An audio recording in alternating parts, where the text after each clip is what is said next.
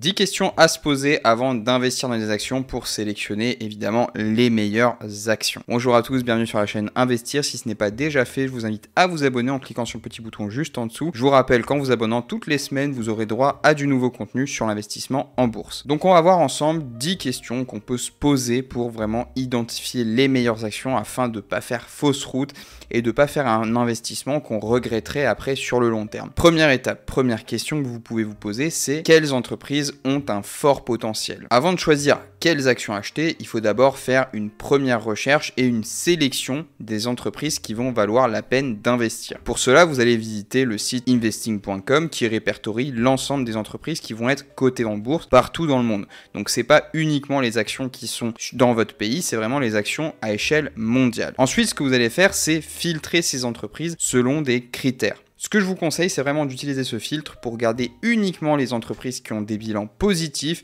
et qui distribuent un dividende d'au moins 5% minimum. Ensuite, deuxième question que vous devez vous poser, est-ce que l'entreprise va encore être là dans 10 ans? Pour répondre à cette question, vous allez devoir comprendre l'activité de l'entreprise et vraiment faire une projection sur son potentiel à l'avenir. Est-ce qu'elle aura une place dans un monde qui va évoluer, évidemment? Donc pour cela, évidemment, vous devez oublier les entreprises que vous ne comprenez pas. Si vous ne comprenez pas l'activité, oubliez et choisissez plutôt une entreprise dans un secteur d'activité qui vous parle parce qu'en fait vous serez beaucoup plus à même de faire une projection ou non et d'être beaucoup plus objectif parce que vous avez beaucoup plus de cartes en main pour vraiment analyser l'entreprise. Ensuite, troisième question que vous pouvez vous poser, c'est sur la distribution des dividendes. Est-ce que l'entreprise a versé des dividendes depuis au moins 5 années consécutives?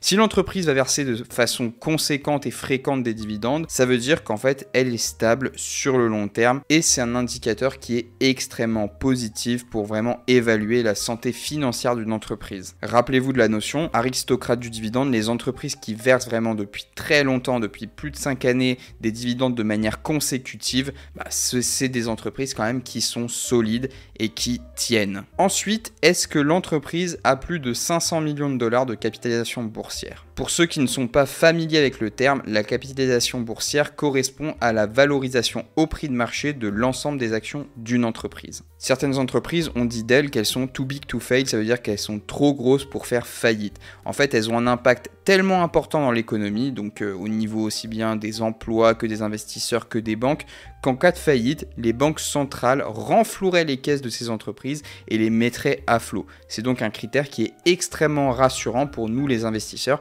qui cherchons évidemment des valeurs sûres. Ensuite, prochaine question que vous pouvez vous poser, c'est est-ce que l'entreprise réalise au moins 13% de bénéfices avant l'impôt? C'est le minimum nécessaire pour faire face à ses crédits et réinvestir dans son propre développement. Ce type d'entreprise va donc avoir une pérennité beaucoup plus importante qu'une entreprise qui est sous ce seuil-là. Ensuite, prochaine question, l'entreprise a-t-elle moins de 110% d'endettement par rapport à ses capitaux propres? Une entreprise qui est endettée, évidemment, c'est pas très bon signe. C'est plutôt synonyme de danger. Ça ne veut pas dire qu'il ne faut pas investir dedans parce qu'on sait très bien qu'il y a des opportunités qui se cachent un peu partout en bourse. Ça veut simplement dire qu'il faut faire attention et il faut essayer de justifier ses démarches. Ensuite, prochaine question, c'est le résultat net est-il en augmentation depuis 3 ans? Le résultat net, c'est en fait simplement ce que l'entreprise gagne réellement à la fin de son bilan comptable. Si ce n'est pas le cas et qu'elle ne réalise pas un résultat net qui est satisfaisant, ça peut vouloir dire que l'entreprise arrive à maturité et que dans un futur proche, elle aura sûrement besoin de réinjecter une partie de ses résultats dans la recherche et développement ou qu'elle aura besoin simplement d'investissement pour relancer sa croissance. C'est donc de l'argent qui ne sera pas utilisé forcément pour payer les dividendes de ses actionnaires. Ensuite, prochaine question.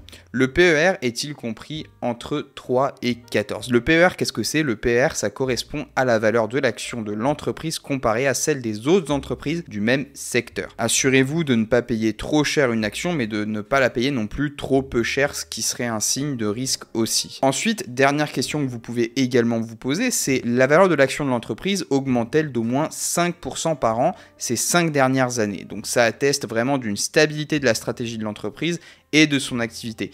Éventuellement, vous pouvez aussi vous focaliser un petit peu sur le price to book ratio, donc c'est vraiment c'est vraiment la donnée qui va déterminer si l'entreprise a la capacité financière à vous reverser des dividendes sur le court, moyen et long terme. Donc ça aussi, c'est vraiment une donnée qui est très intéressante.